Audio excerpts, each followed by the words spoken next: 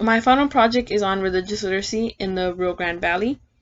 A little backstory of why I chose to do this is because I noticed that being raised here in the valley, which is a predominantly Hispanic region, I found that religion is one of the most important aspects of people's lives down here.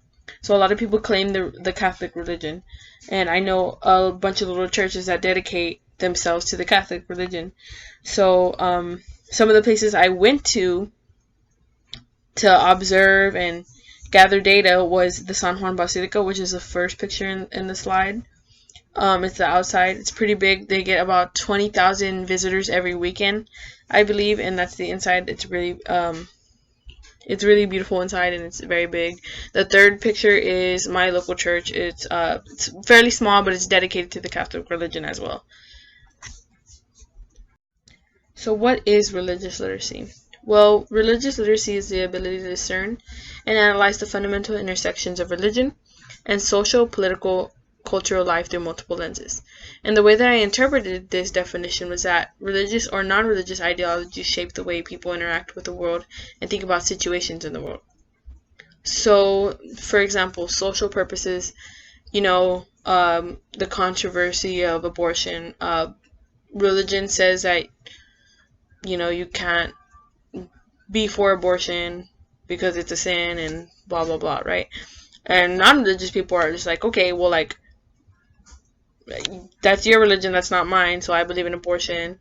Or, even some religious people are like, okay, like, yeah, I'm religious, and I wouldn't do that, but it doesn't mean I'm going to judge you for doing it, right? So, I mean, religion kind of just shapes the way we think about things in the world.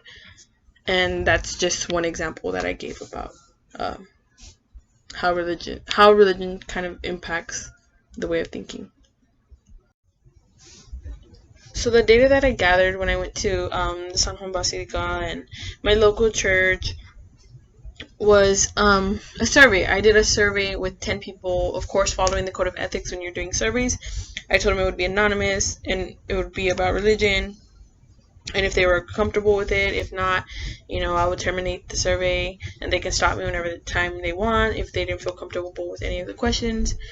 So 10 people were willing to do this with me. So this is the total of 10 people. So the first question that I asked was, what religion are you? Right? So 8 people said Catholic, right? 80%.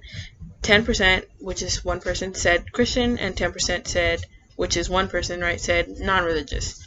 And I told them they can identify as anything, Muslim, whatever, but these are honestly the 3 things that people identified as. So I narrowed it down to these 3 things, or these 3 religions. The next question was, did you ever engage with any type of religious education? And 7 people, which is 70%, said they did go to CCD. 20% said they went to vacation Bible school in the summers and things like that. So that's 2 people. And 10%, which is one person, said they didn't go to anything. And the next question was religious education effective? And by that do I mean, I told them it meant that, like, the desired result of religious education is to have young teens or young children grow up to be, religious adults, right? To keep attending church, to keep whatever moral lessons they learned in religious education as an adult. And, well, 60% said no, that it didn't work, it wasn't effective. They kind of just strayed away from anything religious and anything having to do with religion. And 40% said yes, that they're still intact with their religion and they still go to church and they still keep up with, like, the moral ethics of religion, I guess. So yeah, 6 people said no and 4 people said yes. And I asked if they were still religious, the people that I surveyed, and 80%, which is 8 people, said no, and 20% said yes, that they still are religious. So some people who said religious education was still effective are not even religious, and I find that interesting. And I asked myself, well, why? Why could that be? So what I used to kind of make sense of it all was Brandt's sponsors of literacy. I used the first quote, which is, "A focus on scholarship can force a more explicit and substantive link between literacy, learning, and systems of opportunity and access." I kind of took that and related it to, if you have something in front of you or like close to you, you have access to it, you're going to be more literate in that, whatever it is that you have access to, right? So say it be technology or say it be religion, right? If you have a church in your hometown, you have access to that. It's free. You can go and learn and hear lectures and things like that. And I use the second one, analysis of sponsorship forces us to consider not merely how one social group's literacy practices may differ from another's, but how everybody's literacy practices are different, are operating in differential economies which supply different access routes, different degrees of sponsoring power, and different scales of monetary worth to the practices in use. And I also relate that to, how the church is free, right? You have access to it. Anybody has access to it. It's not racially biased. It's not, whether you're rich or poor. Anybody can go. And the church does play a major role in developing general literacy, right? Just reading and writing skills. I believe even oral skills. And, everyone, like I said, has access to church service. However, the programs that a church offers, such as CCD or Vacation Bible School, or whatever else churches have that are religious education activities, they cost money, right? It's not free. Well, from what I know, that these things are not free. If you want to attend CCD at, let's say, my church, it costs about like $100 for the whole year, and some people can't afford that. So people who live in the upper middle class, such as my parents, right, they could afford that for all me and my siblings, right? But however, if somebody's less fortunate, they're not going to be able to spend $100 for each of their children to go learn about God. So they'd rather not.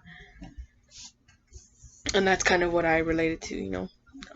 There's different factors on the sponsorship that the church allows. The church is very effective in teaching those literacy skills, but it's just the access you have to it. So another thing I want to jump into, it's one of my favorite things to talk about now that I know about it, is the banking concept. And I also relate this with the sponsors of literacy and the whole concept of what religious literacy is. So I use the quote, "This is a banking concept of education, in which the scope of action allowed to the students extends only as far as receiving, filing, and storing the deposits," right? So basically somebody's teaching somebody or a student, and the student's just receiving all that information, right? So another quote that I use is, "It is people themselves who are filed away the lack of creativity, transformation, and knowledge in this, at best, misguided system," right? So it sounds like it's general teaching, right? It sounds like you're in a classroom, whatever, but I kind of relate this to what CCD is, because CCD, it stands for the Confraternity of Christian Doctrine, and these are classes that parents put their children in to get their communion and confirmation through the Catholic Church. But the thing about CCD, and I don't know how it is anywhere else, but when I went through CCD, it was lecture based throughout my whole entire life. I was literally 8 years old, standing there, sitting there. Teacher would make us read aloud, do assignments. It was just mostly lecture based, and us receiving that information with no creativity, no fun movies, and it was just horrible. It was the banking concept, just full out blown banking concept. But there's something also called VBS, which stands for Vacation Bible School, and this is a summer program for children to attend. It has activities and sing-along songs. It's more of an entertainment type of thing, where the children and the young adults get to be creative, come up with their own little drawings, and you're learning about God while being there, and it's so much fun. I've been to one of those, and it was so much more fun than CCD. So VBS is the opposite of the banking concept of what CCD is, right? So I put here on the bottom in red that CCD is more lecture-based, and students must follow the guidelines and pass the exams to receive communion and confirmation, because you have to take either written or oral exams and literally memorize the prayers, or like the act of contrition, or things like that, whatever it is, like the prayers and stuff like that. You have to know them in order to be able to receive communion or confirmation. And if you don't pass, they let you take it again, but if you don't pass it the second time, you have to take the whole class again, and it's not a good time. So why does it matter that religious ideologies shape people's way of thinking and how we interact with the world and things like that? Why does it matter that people become not religious after spending so much time in religion? Well, first, I feel like it's important to mention all the types of things religion does for literacy. The church is a sponsor of literacy. It can be a sponsor of literacy with CCD and VBS being available programs, right? Also, I feel like religion and religious literacy in general is an aspect that's overlooked. And with that being said, like, religion allows people to constantly learn about something new. Even, like, my personal views, I don't necessarily agree with everything the church believes, nor the Bible. I see how impactful it was learning about God, and like all the reading assignments we had to do and stuff like that, in my own literacy skills and my general literacy skills, and how I still use it personally and academically to this day. Also, how the general public here in the Rio Grande Valley can develop or improve their literacy skills by attending CCD, even if it is the banking concept or VBS or any other church activity. It's just the cost of the programs that discourage less fortunate people to enroll, thus causing a divide on literacy and illiteracy, and how religion may play a part in developing such skills, such as reading and writing or oral skills, right? But as for that, if you grow up in religion, most likely as an adult you do become religious. So for some reason, most people I know, such as myself, we kind of diverted away from religion because we were kind of just thrusted into it when we were children, up to when we were in high school, and when it stops, when CCD stops, you just stop, don't go anymore.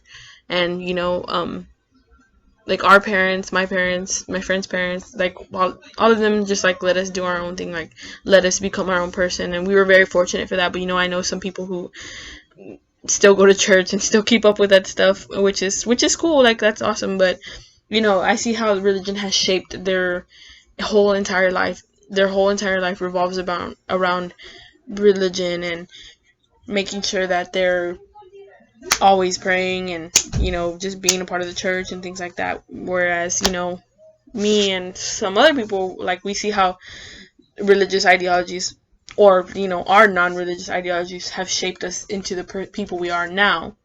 So I feel like that's important to know that the religion either shapes you one way, and non-religion, or like choosing to be non-religious but knowing about religion, shapes you to be another way. And I find that aspect really interesting, and I find it really cool, because a lot of people, it's like a sociology thing. I don't know, it's very interesting to know that religion has such an impactful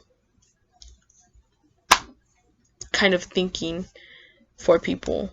And that's kind of what I hoped I touched based on in this PowerPoint. But basically, yeah, this is what my final project is on: religious literacy in the Rio Grande Valley.